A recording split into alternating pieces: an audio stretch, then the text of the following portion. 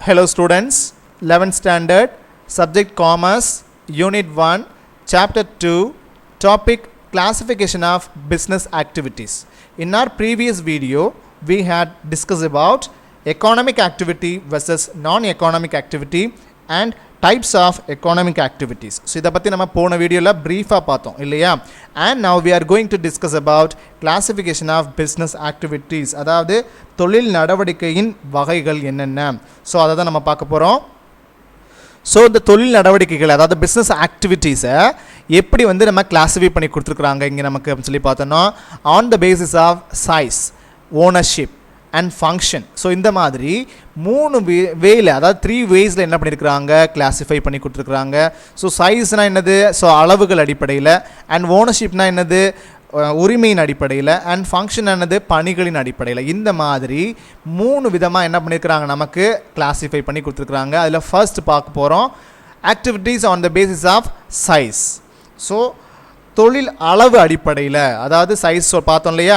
So தொழிலினுடைய அளவுகள் அடிப்படையில் என்ன பண்ணியிருக்காங்க ஃபர்ஸ்ட் கொடுத்துருக்குறாங்க பாருங்கள். On the basis of size business activities may be broadly grouped into 2 categories. என்ன பண்ணியிருக்கிறாங்க? 2 கேட்டகரியாக பிரிச்சிருக்கிறாங்க. எதை?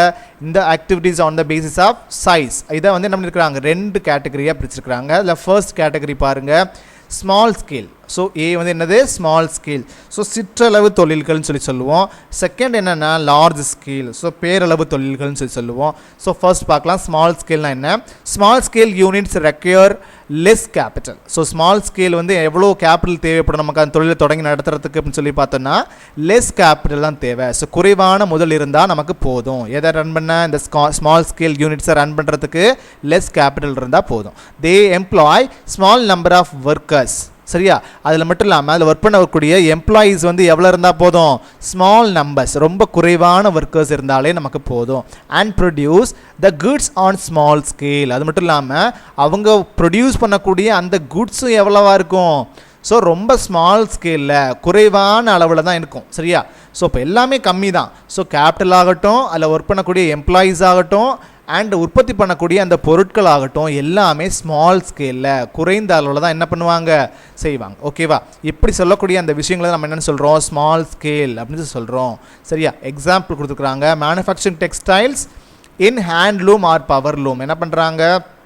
இந்த உற்பத்தி அதாவது நெசவு தொழில் உற்பத்தி பண்ணுறாங்க இல்லையா? அதாவது கிளாத்ஸ் இதெல்லாம் வந்து உற்பத்தி பண்ணுறாங்க இல்லையா? கைத்தறி இதன் மூலிமா என்ன பண்ணுறாங்க? துணி நெய்கிறாங்க இல்லையா? ஸோ இதெல்லாம் வந்து என்னது? இந்த மாதிரி ஸ்மால் ஸ்கேலுக்கு லைக் ஃபார் எக்ஸாம்பிள். அடுத்து இன்னொன்று கொடுத்துருக்குறாங்க பாருங்கள். Extraction of edible oil from a seeds like groundnut, sesame through a traditional உடன் சட்னர். என்ன பண்ணுறாங்க? இந்த மாதிரி செக்குகள் மூலிமா செக்கு இருக்கு இல்லையா? நம்ம மாடுகள் வச்சு எருமை மாடுகள் வச்சு நம்ம என்ன பண்ணுவோம்? செக்கு இழுத்து அதன் மூலியமாக நம்ம என்ன பண்ணுவோம்? இந்த மாதிரியான எடிபிள் ஆயில்ஸ் அதாவது சீட்ஸ் லைக் கிரவுண்ட்நட், கடலை வேர்க்கடலை இருக்கு இல்லையா? அது இல்லாமல் சீசேம்னா என்னது? எள்ளு. ஸோ எள்ளை வச்சு வேர்க்கடலையை வச்சு நம்ம என்ன பண்ணுறோம்? இந்த மாதிரி ஒரு எக்ஸ்ட்ராக்ஷன் பண்ணுறோம். அதாவது எண்ணெயை வந்து நம்ம பிரித்து எடுக்கிறோம் இல்லையா? இதில் இந்த மாதிரியான உடன் சட்னர் மூலிமா அதாவது மரத்தாலான செக்குகள் மூலிமா நம்ம என்ன பண்ணுறோம்? இந்த மாதிரி ஆயில்ஸை வந்து நம்ம பிரித்து எடுக்கிறோம். இதெல்லாம் என்னது அப்படின்னு சொல்லி பார்த்தோன்னா ஸ்மால் ஸ்கேல் யூனிட்ஸ் தான். ஸோ ஸ்மால் ஸ்கேல் பிஸ்னஸ் செய்யக்கூடிய ஒரு விஷயம் தான் இதெல்லாம். அண்ட் அடுத்ததாக பாருங்கள் லார்ஜ் ஸ்கேல் பிஸ்னஸ் அதாவது பேரளவு தொழில். ஸோ இப்போ பேரளவில் நடக்கக்கூடிய அதாவது பெரிய கேபிட்டல் ஆகட்டும், அதனுடைய ஒர்க் பண்ணக்கூடிய ஒர்க்கர்ஸ் ஆகட்டும், எல்லாமே என்னது? ரொம்ப பெரிய அளவில் இருக்கும். அதுதான் லார்ஜ் ஸ்கேல்னு சொல்கிறோம். So large scale units require huge capital. So இப்போ லார்ஜ் ஸ்கேல் யூனிட்ஸை வந்து நம்ம வந்து செயல்படுத்தணும் அப்படின்னு சொன்னால் ரெக்யர் ஹியூஜ் கேபிட்டல். ரெக்யர்னா என்னது? தேவைப்படுறது தான். ஸோ நமக்கு அதிகப்படியான கேபிட்டல் தேவைப்படும் சொல்கிறாங்க. And they employ large number of workers. அது மட்டும் இல்லாமல் இங்கே எவ்வளோ ஒர்க்கர்ஸ் ஒர்க் பண்ணுவாங்க? லார்ஜ் நம்பர்ஸ், அதிகப்படியான ஒர்க்கர்ஸ் ஒர்க் பண்ணுவாங்க. And produce the goods on large scale. அது மட்டும் இல்லாமல் ஒர்க்கர்ஸ் ப்ரொடியூஸ் பண்ணக்கூடிய அந்த குட்ஸும் எப்படி இருக்கும்? லார்ஜ் ஸ்கேல், பேரளவில் இருக்கும். ஸோ இதை தான் நம்ம என்னென்னு சொல்கிறோம்? லார்ஜ் ஸ்கேல் பிஸ்னஸ்ன்னு சொல்கிறோம். அதாவது பேரளவு தொழில்கள்னு சொல்கிறோம். சரியா? எக்ஸாம்பிள் கொடுத்துருக்காங்க பாருங்கள். Manufacturing textiles in a large textile. பேரளவில் நடக்கக்கூடிய அந்த டெக்ஸ்டைல்ஸ் இருக்கு இல்லையா? துணி உற்பத்தி ஆலைகள் இருக்கு இல்லையா? Textile mills. ஸோ அதை தான் நம்ம சொல்கிறோம். Example Raymonds, Kamraj cotton. இது எல்லாமே என்னது? இந்த மேனுஃபேக்சரிங் டெக்ஸ்டைல்ஸ் அதாவது லார்ஜஸ்ட் டெக்ஸ்டைல் மில்லாக செயல்படக்கூடிய விஷயங்கள். ஸோ இதான் ரேமன்ஸ் அந்த ஆலையாகட்டும், ராம்ராஜ் காட்டன் ஆகட்டும், இவங்களாம் என்ன பண்ணுறாங்க, பேரளவில் செய்யக்கூடிய பிஸ்னஸ் செய்கிறாங்க. பெரிய அளவில் கேபிட்டல் போட்டு ஒர்க்கர்ஸ் நிறைய வச்சு என்ன பண்ணுறாங்க, பிஸ்னஸ் செய்கிறாங்க. Then extraction of edible oil from oil seeds in oil mills. என்ன பண்ணுறாங்க, ஆயில் முதல்ல வந்து நம்ம செக்குலேருந்து எடுத்தோம், அது என்னது ஸ்மால் ஸ்கேல்.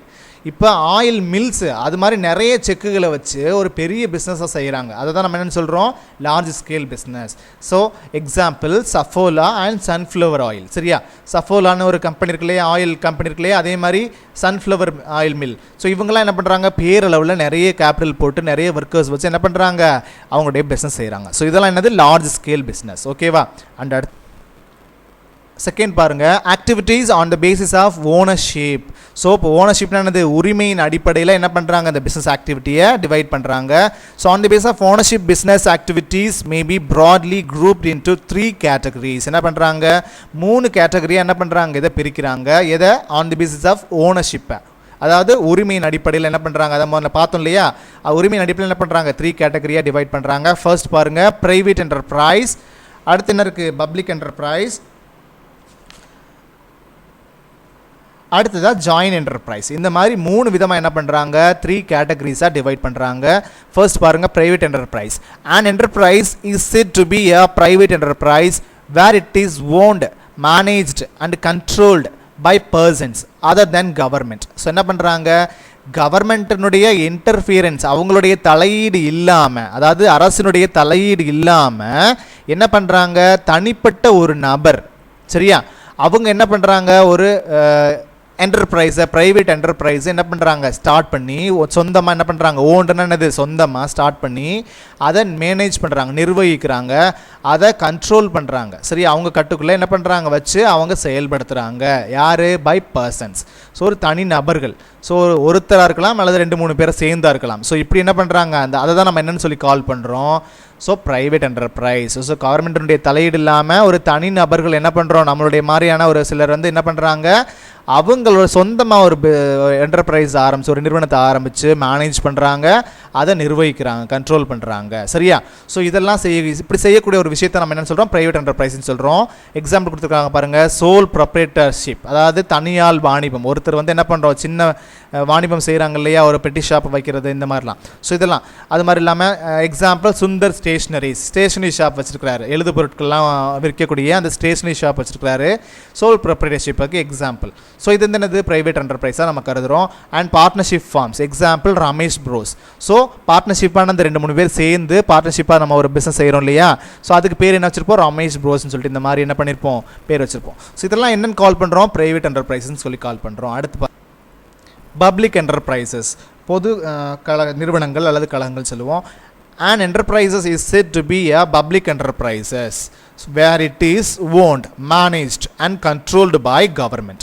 ஸோ முதல்ல பார்த்தோம், ஒரு தனி நபர்கள் என்ன பண்ணுவாங்க, அந்த ஒரு பிஸ்னஸை க்ரியேட் பண்ணி அவங்க சொந்தமாக க்ரியேட் பண்ணி என்ன பண்ணுவாங்க, மேனேஜ் பண்ணுவாங்க, கண்ட்ரோல் பண்ணுவாங்க அப்படின்னு சொல்லியிருக்கோம். ஆனால் யாரோட கண்ட்ரோல் இல்லாமல், கவர்மெண்ட்டினுடைய தலையீடு இல்லாமல், அவங்களுடைய கண்ட்ரோல் இல்லாமல் என்ன பண்ணுவாங்க, இவங்களாக நடத்துவாங்க. அதான் என்னது, ப்ரைவேட் என்டர்பிரைசஸ்.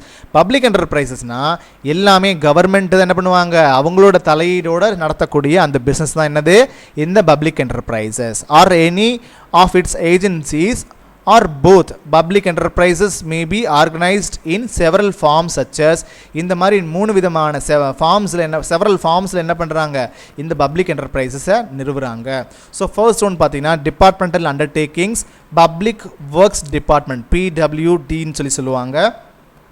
ஸோ துறைவாரி அமைப்பு, இதில் சொல்ல டிபார்ட்மெண்டல் அண்டர்டேக்ஸ்னு என்ன சொல்லுவோம், துறைவாரி அமைப்புன்னு சொல்லுவோம். அண்ட் பொதுப்பணித்துறை, அதாவது பப்ளிக் ஒர்க்ஸ் டிபார்ட்மெண்ட். ஸோ இப்படி என்ன பண்ணுறாங்க, பப்ளிக் என்டர்பிரைசஸ் வந்து செயல்பட்டு இருக்கு ஒன்று. அண்ட் செகண்ட் பாருங்கள், பப்ளிக் கார்பரேஷன்ஸ், பொது கழகங்கள்னு சொல்லுவோம்.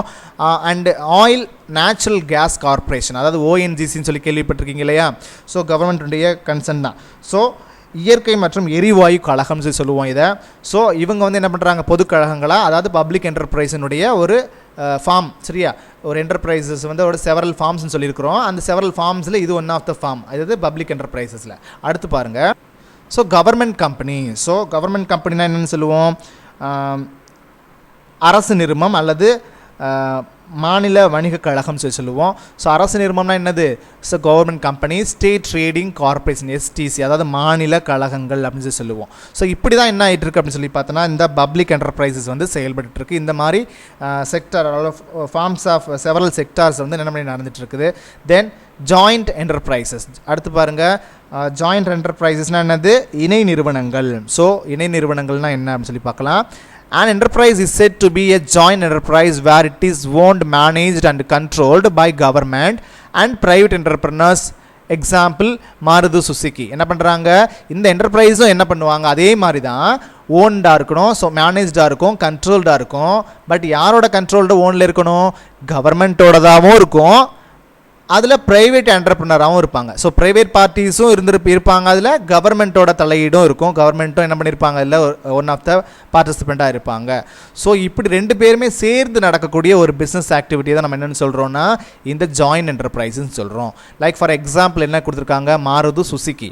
ஸோ இவங்க வந்து என்ன பண்ணுறாங்க? ப்ரைவேட்டும், அதாவது ப்ரைவேட் தொழில் முனைவர் என்டர்பிரினர்னால் யார்? தொழில் முனைவோர்னு சொல்லுவோம். இவங்களும் இருக்கிறாங்க. தென் கவர்மெண்ட்டும். ஸோ தனி நபரும் இருக்கிறாங்க, கவர்மெண்ட்டும் சேர்ந்து நடக்கக்கூடிய ஒரு பிஸ்னஸ் தான் நம்ம என்னென்னு சொல்கிறோம்? ஜாயின்ட் என்டர்பிரைஸ்ன்னு சொல்கிறோம். மாருதி சுசுகி தான் லைக் ஃபார் எக்ஸாம்பிள். ஓகேவா? தேர்ட் பாருங்கள், activities on the basis of function. So பணிகளின் அடிப்படையில் எப்படி வந்து என்ன பண்ணுறாங்க? இந்த பிஸ்னஸ் ஆக்டிவிட்டீஸை பிரிச்சிருக்காங்க. On the base of functions business activities may be broadly grouped into 2 categories. என்ன பண்ணுறாங்க? இந்த பணிகளின் அடிப்படையில் என்ன பண்ணியிருக்கிறாங்க?